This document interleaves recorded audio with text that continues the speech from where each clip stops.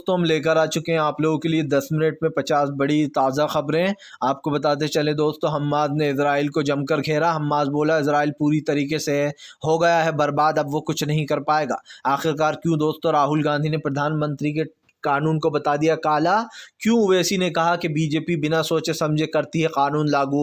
और आखिरकार क्यों ट्रक ड्राइवरों ने दे दी प्रधानमंत्री को आखिरी चेतावनी, कानून वापस ले लो वरना इसका अंजाम अच्छा नहीं। तो तमाम मुद्दों पर होगी बात, लेकिन उससे पहले दोस्तों आपको बताते चलें कि राहुल गांधी और प्रधानमंत्री के बीच में ये जंग छिड़ी हुई है और इस जंग के बारे में हम आपको आगे बताएंगे। लेकिन सबसे पहले शुरुआत करेंगे खबरों से। आपको बताते चले दोस्तों, हम्मास ने इजराइल पर फिर से दागे रॉकेट। हम्मास बोला इजराइल पूरी तरीके से हार चुका, अब नहीं बचा कुछ इजराइल के पास। आपको बताते चले दोस्तों, इजराइल के दोनों हाथ खाली रह गए। हम्मास इजराइल की जंग के बीच में एक तरीके से देखा जाए तो इजराइल के हाथ कुछ नहीं लगा, क्योंकि हम्मास लगातार दोगुनी स्पीड से इजराइल के ऊपर जो है हावी हो गया है, जिसके बाद ये सियासत रंग लेकर आई है। प्रधानमंत्री नरेंद्र मोदी के ऊपर भड़कते हुए नजर आए ट्रक ड्राइवरों ने दी प्रधानमंत्री को चेतावनी। दरअसल आपको बताते चले, ट्रक ड्राइवरों ने प्रधानमंत्री को चेतावनी देते हुए कहा है कि ये काले कानून वापस लिए जाएं। इस काले कानून में 7 लाख रुपए का जुर्माना, 10 साल की सज़ा का प्रावधान किया गया है, जिसको लेकर ट्रक ड्राइवरों ने हड़ताल कर रखी है। और ये भी कहा है प्रधानमंत्री से कि तत्काल में इस काले कानूनों को वापस कर लें वरना हड़ताल जारी रहेगी। आपको बता दें, इस हड़ताल को लगभग 24 घंटे से ज़्यादा हो चुका है। प्रधानमंत्री को इसकी टेंशन लेनी चाहिए। आपको बताते चले दोस्तों, अमेरिका ने हटाए पीछे कदम, क्या इजराइल के सारे दावे निकले झूठे। दरअसल इजराइल लगातार ये दावे कर रहा था कि उसने गाज़ा पर कब्जा कर लिया है, लेकिन गाज़ा पर तो कोई कब्जा नहीं हुआ। ऐसे में क्योंकि कल भी इजराइल ने गाज़ा से एक के बाद एक हम्मास ने रॉकेट दागे इजराइल के ऊपर, जिसके बाद ये साफ हो गया कि फ़िलहाल इजराइल के दावे झूठे हैं, उसने गाज़ा पर कब्जा नहीं किया है, वो सिर्फ झूठ बोल रहा है। क्योंकि कल ही हम्मास ने इजराइल गाज़ा से रॉकेट दागे, एक के बाद एक मिसाइलें दागी हैं, जिसके बाद अब अमेरिका ने अपने कदम पीछे हटा लिए और कहा है कि फ़िलहाल वो इस चीज़ पर सोच विचार कर रहा है, क्योंकि इजराइल के दावे झूठे साबित होते हुए नज़र आ रहा है। आपको बताते चले, ओवैसी का वीडियो सोशल मीडिया पे हुआ वायरल। असदुद्दीन ओवैसी ने पार्लियामेंट में किया था इस कानून का विरोध। दरअसल आपको बताते चले, ओवैसी का अब ये वीडियो वायरल हो गया।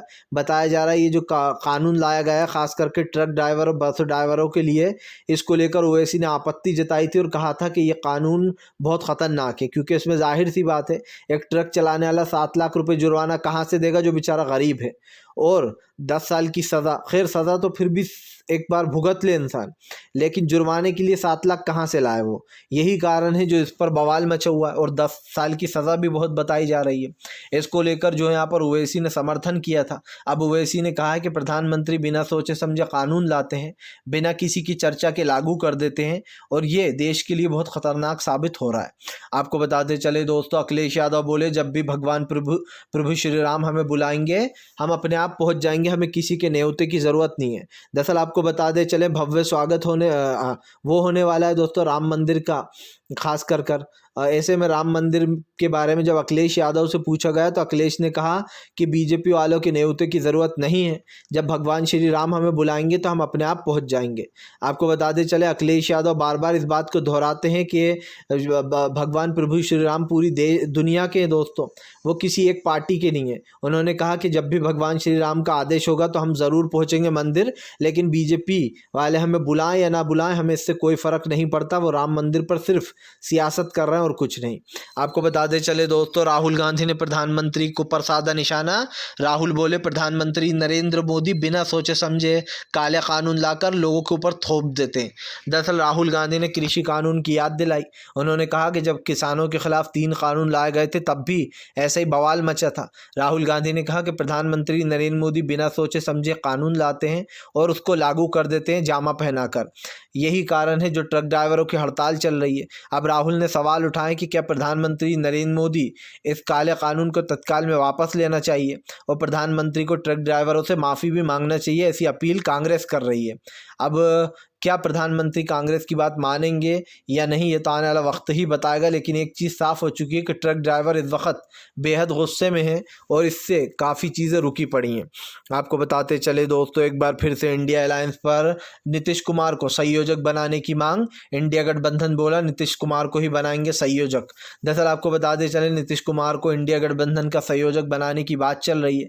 हालांकि कांग्रेस ने अभी तक ऑफिशियली इस पर कोई अपडेट नहीं दी है, लेकिन आपको बताते चलें इस पर जो है एक बड़ी मांग चल रही है, जिससे एक चीज़ तो साबित हो जाती है कि फ़िलहाल ये चीज़ काफ़ी कुछ बदलाव की ओर बढ़ रही है। और दोस्तों आप भी जानते हैं कि फ़िलहाल यहाँ पर जो चीज़ें निकल कर सामने आई हैं उससे कहीं ना कहीं इस पर सोचने की ज़रूरत है, और ख़ास करके बीजेपी को इस पर सोचना चाहिए, क्योंकि एक चीज़ साफ़ हो चुकी है दोस्तों के देश में काफ़ी बड़े बदलाव की ज़रूरत है, और उस बदलाव में कहीं ना कहीं बीजेपी फिट नहीं होती। आपको बताते चले दोस्तों आखिरकार एक बार फिर से जो है यहाँ पर बदल गई है तस्वीर, प्रधानमंत्री नरेंद्र मोदी और दोस्तों आपको बताते चलें विपक्ष के बीच में छिड़ी जंग 2024 पे कौन मारेगा बाजी।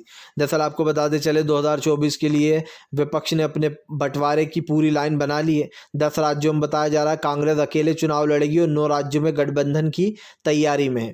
ऐसे में आपको बताते चलें अब सीट बंटवारे शेयरिंग को लेकर काफ़ी चर्चा भी चल रही है। बताया जा रहा है कांग्रेस ने महाराष्ट्र, खास करके महाराष्ट्र में अपनी रणनीति बना ली है, और जो है दोस्तों पंजाब दिल्ली में भी बनाई जाएगी, क्योंकि वहाँ पर केजरीवाल की सरकार है।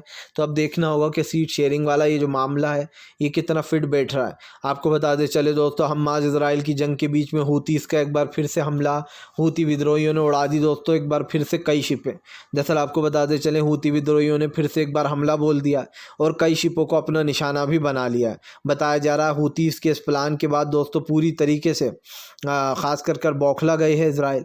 और दोस्तों इसराइल के पास अब कोई वो बचा नहीं है, क्योंकि एक चीज़ अगर मैं आपको बताऊं तो इसराइल पूरी तरीके से दोस्तों फेल होता हुआ नज़र आ रहा है। आपने भी इस चीज़ को नोटिस किया होगा कि फ़िलहाल इस वक्त जो तमाम चीज़ें चल रही हैं उसको लेकर कहीं ना कहीं जो है दोस्तों वो इसराइल कमज़ोर पड़ गया है, और हमास के आगे उसने पहले ही घुटने टेक दिए थे, अब हूतीस के आगे भी टेक सकता है, क्योंकि हूती एक के बाद एक इसराइली शिपों को अपना निशाना बना रहा है। और उसका एक ही चीज़ कहना है कि फ़िलहाल जब तक कि गाज़ा में लोगों की मौतें नहीं रुकेंगी तब तक वो भी रुकने वाला नहीं है। आपको बताते चले दोस्तों एक बार फिर से जो है यहाँ पर पार्टी के भीतर ही अंदरूनी मचने लगी बीजेपी में कला। बताया जा रहा है उत्तर प्रदेश में हो गया बवाल खड़ा। दरअसल आपको बताते चले दोस्तों नए ट्रक ड्राइवर कानून लाने के बाद उत्तर प्रदेश में की पुलिस और ट्रक ड्राइवरों के बीच में जमकर झड़प हो गई, और अब ये झड़प हिंसक बन गई है, क्योंकि कल आपको बताते चले उत्तर प्रदेश में पुलिस ने आंसू गैस के गोले और वाटर कैनन का भी इस्तेमाल किया, तो वहीं दूसरी तरफ ट्रक ड्राइवरों ने पत्थर बरसाए। आपको बताते चले पत्थर बरसाने के बाद ये मामला काफ़ी कुछ उलझ सा गया है, क्योंकि बताया जा रहा है कि ये मैटर अब काफ़ी लंबा जा सकता है दोस्तों। इस मैटर पर सरकार की और विपक्ष की कोई बात बनती हुई नज़र नहीं आ रही है, लेकिन मुझे एक चीज़ दिखाई दे रही है दोस्तों कि यहाँ पर काफ़ी बड़े बदलाव हो रहे हैं, जिस बदलाव को हम देख रहे हैं, और ये बदलाव आपके सामने ही, ऐसा नहीं कि छुपे हुए हैं। कहीं ना कहीं तमाम चीज़ें जो हो रही हैं उसको लेकर सरकारों और विपक्ष के बीच में बातें चलती हुई नज़र आ रही हैं, और ये आप भी जान रहे हो कि बिल्कुल सही बात है। आपको बताते चले दोस्तों प्रधानमंत्री नरेंद्र मोदी के ऊपर जमकर फट पड़े जो हैं यहाँ पर संजय रावत ने बीजेपी को जमकर घेरा। दरअसल आपको बताते चले संजय रावत का कहना है कि बीजेपी लगातार राम मंदिर पर सियासत कर रही है। उन्होंने कहा कि जो लोग भगोड़े थे वो अपनी अप्रतिष्ठा को बता रहे हैं। तो उन्होंने कहा कि फ़िलहाल जब साबित करने की बात आई थी कि हाँ इनका ही हाथ था बाबरी को गिराने में, तो इन लोगों ने पीछे हाथ हटा लिए थे और भाग गए थे कि हमने तो कुछ नहीं किया, और जब राम मंदिर बन गया तो अब ये कहना है कि हमने बनवाया। उन्होंने कहा कि फ़िलहाल राम मंदिर में तुम्हारा कोई योगदान नहीं है। संजय रावत ने जमकर बीजेपी को लपेट लिया और कहा कि फ़िलहाल सिर्फ सियासत से ही काम नहीं चलने वाला, बीजेपी सिर्फ सियासत कर रही है।